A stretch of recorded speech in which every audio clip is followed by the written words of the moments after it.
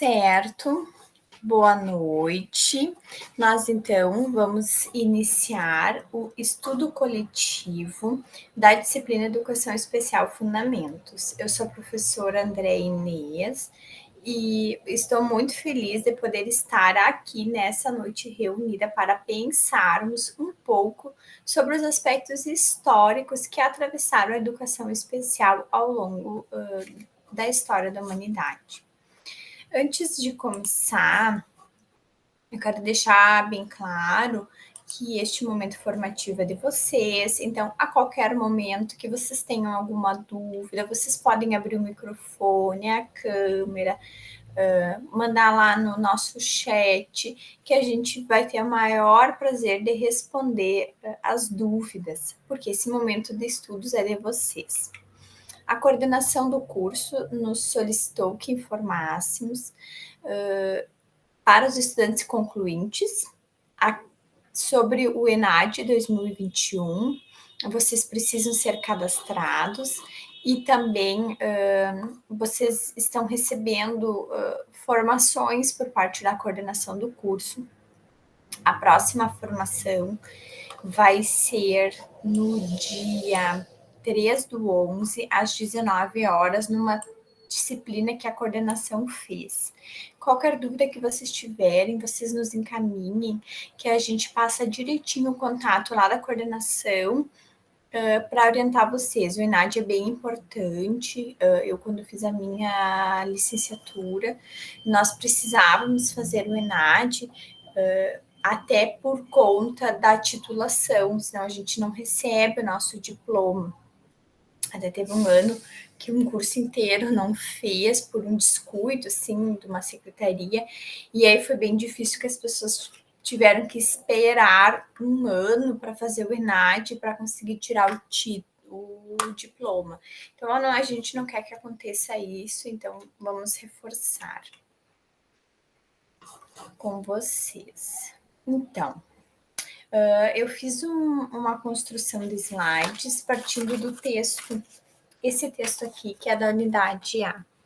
Então, eu fui fazendo, assim, para trazer também de um jeito visual para vocês, a retomada mesmo, e que pudesse auxiliar vocês tanto a compreender mesmo as questões da educação especial, como auxiliar vocês lá na nossa atividade avaliativa.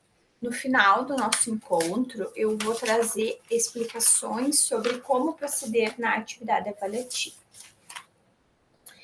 Então, a disciplina de Educação Especial, Fundamentos, ela vai trazer tanto a construção cultural e histórica da pessoa com deficiência, como os desdobramentos políticos. Então, nós compreendemos que hoje, quando nós falamos de inclusão, nós estamos falando de inclusão em duas esferas: a inclusão na sociedade e a inclusão na escola.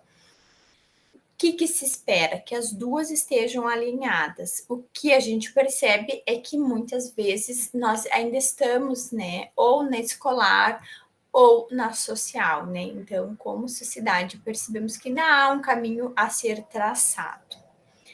E nós compreendemos, sou professora de educação especial, né? Então, eu sempre trabalhei em articulação com os meus pares, os pedagogos, principalmente nos anos iniciais, né? Na creche, na pré-escola, que é onde a maioria de vocês atua. Em articulação com os pedagogos. Lá nos anos finais, ensino médio, ensino superior, a gente já vai mais para as áreas do conhecimento. Então, a gente já vai trabalhar mais articulado com os professores das áreas, como matemática, letras, história. Então, a gente percebe, né, o quanto que esse trabalho ele consegue ter muito mais potência quando nós todos estamos com esse mesmo objetivo, que é a inclusão e a acessibilidade. Nós preparamos, né, essa nossa disciplina, uma disciplina de 30 horas, então ela vai até dezembro. Então, nós preparamos um pequeno recorte, né, de como aconteceu. De antemão, né, eu quero dizer para vocês que a história da educação especial é muito mais ampla do que está nesse caderno. mas a gente tentou trazer ele no sentido de que vocês pudessem ter um panorama. Por quê? Porque a história da humanidade ela é muito plural. Então a gente vê assim, diz, mundo primitivo era assim, antiguidade era assim, idade média era assim. Era assim na maioria. A gente sabe que alguns espaços, né, até pela questão cultural, abandonaram as práticas antes, outros não tiveram, outros até hoje ainda tem resquícios disso, tá bom? Então, o que o texto nos traz, né? Que a própria organização da sociedade traz impactos em como a pessoa com deficiência era visualizada. Então, o primeiro momento é o mundo primitivo. O que acontece com o mundo primitivo? É tudo muito rústico, é tudo muito imediato. Então, a pessoa, ela tem que se autogerir, ela tem que conseguir se defender, porque é um convívio direto com os animais, é tudo muito rudimentar, a alimentação é escassa, a agricultura não é, né, como a gente tem estruturada. Então, o que acontece no mundo primitivo, né? Eles são exterminados, né? Na maioria das literaturas aparece, né? O extermínio. Por quê? Porque este sujeito ele se tornaria um fardo para este grupo. Então ele precisaria de um cuidado e tudo mais. Então ele era exterminado. Então a gente está falando assim de jogar o mar, de jogar o rio, de sacrifícios. Lá na antiguidade, a gente tem dois momentos, tá? A antiguidade vai aparecer pela página 8. A gente tem dois momentos, tá? Porque a antiguidade é uma época grande, né, na história da humanidade. Tanto do abandono, né, até porque ele ainda temos a eliminação, o abandono, o sacrifício, mas nós temos esse meio termo, né? De um lado, esse sujeito representa o pecado dos pais, então por isso que ele é abandonado. Do outro modo, alguns discursos se voltaram, né, em alguns grupos sociais para dizer, não, esse sujeito ele foi enviado por Deus, ele é uma representação divina, então ele em alguns momentos foram tratados até como deuses. Então, na literatura a gente tem esses dois espaços, mas ele nunca é visto como um sujeito igual, né, como um sujeito, como diríamos, da normalidade.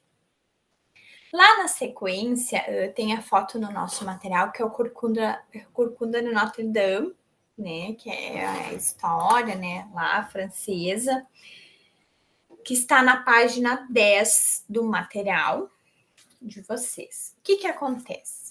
Ele ainda é um ser marginalizado, institucionalizado, então a gente percebe assim, ó, um lugar onde esses sujeitos são trancados em o que antigamente, né, se chamava de manicômios, né, na época, em lares sagrados, né, então se tinha, né, muito essa busca. A Inquisição também foi um momento, né, que trouxe uma reavaliação, que em alguns momentos, né, se pressupôs, né, que isso pudesse ser a materialização, né, de tudo aquilo que não fosse divino, então que por isso que precisava ser afastado, né, da sociedade. Então é um jeitinho assim de tirar, né, do convívio para que não misturasse, né, e para que quem sabe como não se sabia, né, pela própria ignorância, se pensou, quem sabe, então, em tirar do convívio. Deixa eu minimizar aqui, deixa eu ver se tem alguma dúvida. Alguma dúvida? Posso, por enquanto não, eu vou seguindo, que aí vamos deixando, se as dúvidas surgirem, fiquem bem à vontade. Na sequência, nós temos uma época que é o Renascimento. O Renascimento, ele é um momento, assim, de mais sensibilidade, né? Tanto que a gente vê as obras mesmo, obras culturais, toda essa construção, um princípio de engenharia, um olhar, assim, mais dinâmico, né, na sociedade. O que acontece no Renascimento? As pessoas com deficiência começam a ser avaliadas. Porque no Renascimento, e se a gente for olhar aquelas obras de desenhos de corpos humanos, estudo de anatomia, claro que a gente sabe que muitos foram, né, e serviram de cobaia, infelizmente, né. No Renascimento, a gente tem um olhar para tentar a cura desse sujeito. Mas de algum modo, né, a gente pensa, ai que horror, queriam só curar, não entendiam ele como ele era. Mas se a gente vê como era antes, né, a gente começa a pensar em um certo investimento social na pessoa com deficiência. Então, a gente tem protótipos de cadeira de rodas, a gente tem busca, essas pesquisas, né? Tudo muito, né? Muito, assim, a gente pensar uma época que não tinha água encanada, não tinha comitê de ética, não tinha tratamentos de imagem, a coisa era muito arcaica ainda. Mas no Renascimento, a sociedade já volta-se para ter um olhar um pouquinho mais sobre. Ele pode estar aqui. Vamos pensar em alguma possibilidade. Tudo isso vai gerando, né, visões e concepções. Hoje, na sociedade contemporânea, a gente já tem um olhar muito mais inclusivo. É o ideal, professor André Inês? Não é o ideal. Mas, se a gente pensar na história da humanidade, já é um grande avanço. Então, na sociedade contemporânea, a gente já vê esse sujeito como sujeito de, quem sabe, investimento de aprendizagem, estando nas escolas, nas instituições. Nós já temos esse sujeito podendo, né, estar no mundo do trabalho. Então, já há um lugar para a pessoa com deficiência, né, em filmes, em espaços, né, da sociedade. Nós pensamos que todas as pessoas com deficiência já têm os seus direitos assegurados? Ainda não, mas eu acho que essa é uma luta, né, uma agenda internacional. Na próxima unidade, nós vamos trazer bem assim tudo que é aspecto legal, e aí vocês vão percebendo assim o quanto que isso são anseios de toda uma sociedade na esfera global. Então, nós temos aqui no Brasil, principalmente, e eu preparei um material que eu acho que é bem interessante para que a gente possa pensar, que são os paradigmas orientadores da educação especial. Isso a gente vai ouvir bastante e é interessante para que a gente não repita isso, né, hoje nos nossos espaços educacionais. Então, nós temos 4 grandes paradigmas quando nós pensamos a educação especial atualmente, tá? Paradigma da exclusão, da segregação, da integração e da inclusão. Eu quero que vocês entendam mais ou menos como estes paradigmas ocorrem. O primeiro grande paradigma é o da exclusão. Se a gente pegar a nossa era colonial, né, aqui no Brasil, o paradigma da exclusão quer dizer esse sujeito ele está fora de todo e qualquer sistema educacional. Não há um investimento na educação desse sujeito, então há exclusão de todo o sistema, exceto alguns grupos de famílias, né, com mais posses lá na era colonial, que conseguiram, de algum modo, alguma deficiência mais específica, adentrar algum espaço educacional. Mas o que a gente tem para a grande maioria da população, principalmente no período colonial, é a exclusão. É um sujeito que não está no sistema educacional. A definição que eu traria é fora do sistema educacional. O segundo momento, né, é o da segregação. Então, este sujeito, ele até começa a ter algum investimento da sociedade, do Estado, né? Estado como nós pensamos, né? Não Estado do Rio Grande do Sul, mas, enfim, todos os entes, né, que pensam isso, né, em todas as esferas. Então, nós temos esse sujeito em algum espaço, né, mas que não é um espaço comum. Então, são sempre essas instituições bem segregadoras, assim. Um exemplo, né, que a gente pega são as escolas especiais, as APAES. Então, o processo de segregação ele já é visto como um sujeito que pode ter o desenvolvimento e aprendizagem, mas ele ainda está em uma instituição à parte, né? Por isso que a gente tem, né, esses dois círculos, né? Ele está, mas não está conosco. Pelos anos 90, nós tivemos uma grande mudança na legislação. E aí nós temos o que a gente chama de paradigma da integração. O que é o paradigma da integração?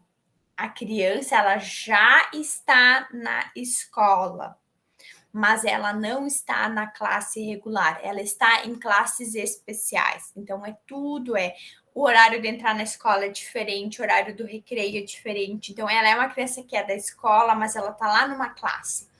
É a época quando a maioria de nós fez a sua formação e que muitas vezes a gente não tinha colega, né, com deficiência, porque até podia ter no colégio, mas ele era numa turma separada, ele não entrava no mesmo horário, ele não saía no mesmo horário, e geralmente assim, né, se a aula começava a 1h15, ele entrava 1h30, o intervalo era antes ou depois, né? E ele sempre, geralmente, sai antes ainda, né? Tem estudos bem interessantes que mostram quanto que também a carga horária era menor.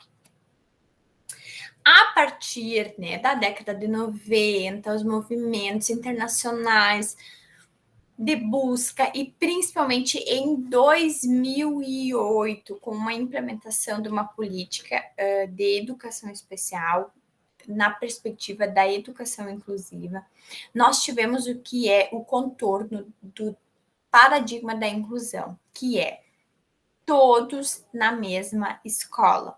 Nós temos na mesma classe. O que nós temos? Nós temos uma mudança no financiamento. O que acontece? Cada aluno tem uma matrícula e recebe financiamento via Fundeb. Os alunos, clientela, público-alvo da educação especial, recebem 2 matrículas. Uma para a classe regular e uma para o serviço de educação especial, ou atendimento educacional especializado, ou codocência, ou enfim, né? Vai depender muito das demandas e da estruturação da rede.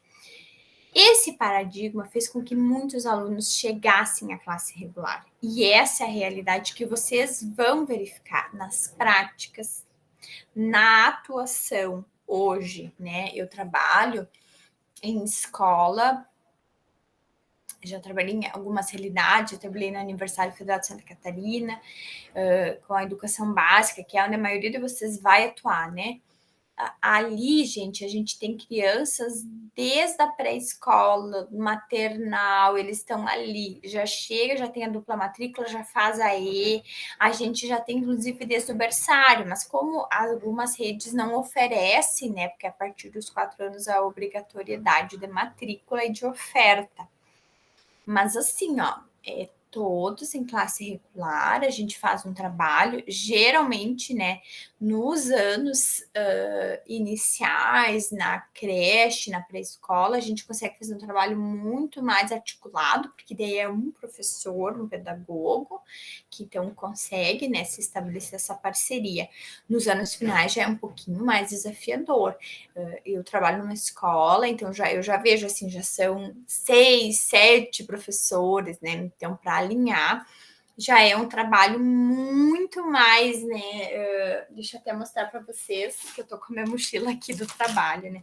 Então, a gente já tem. Hoje, a nossa professora de língua portuguesa nos trouxe esse material, A Cara da Rua. E aí, vários professores, artes, educação física, vão trabalhar com esse livro. E aí, a gente, como é da área de educação especial, também vai fazer o atendimento educacional especializado nessa linha, então, articulado mesmo. Eu acho que são paradigmas que a gente, como escola, está aprendendo. E é por isso que eu gostaria de trazer para vocês o máximo de informações, né? Participem, tragam suas dúvidas, porque essa é a realidade hoje, né, de vocês como egressos. Alguma dúvida quanto ao material da disciplina? Deixa eu baixar aqui. Alguma dúvida quanto a essa explicação, quanto a algum desses paradigmas, tanto esses últimos, né, da educação especial, ou então os né, de toda a história da humanidade? Não? Então, eu vou passar a reforçar um pouco, né? Nós temos uma atividade avaliativa, que é a entrega de uma construção visual, né? Ela vale 2 pontos. A nossa disciplina é uma disciplina de 30 horas, então ela vai finalizar agora em dezembro. É até o dia 3, eu vou só confirmar aqui no material. Vou abrir um fórum também para que vocês pudessem, né? Essa atividade da unidade A, a tarefa já está aberta e ela vai até o dia 3 de novembro. E nós solicitamos assim, que vocês façam uma construção mesmo, assim, como se fosse uma linha do tempo em forma de tabela. Em cada momento histórico, né, insira palavras, frases ou imagens, né, não pode ser os do texto, obviamente, que representem um pouco a ideia desse paradigma, para que vocês conseguissem conservar isso, né. Portanto, que vocês leiam o texto ali, seguindo o texto ou esses slides. Obrigada, Leda. Vocês vão conseguir chegar a uma construção, podem ser imagens, né, que ajuda vocês no processo de fixação.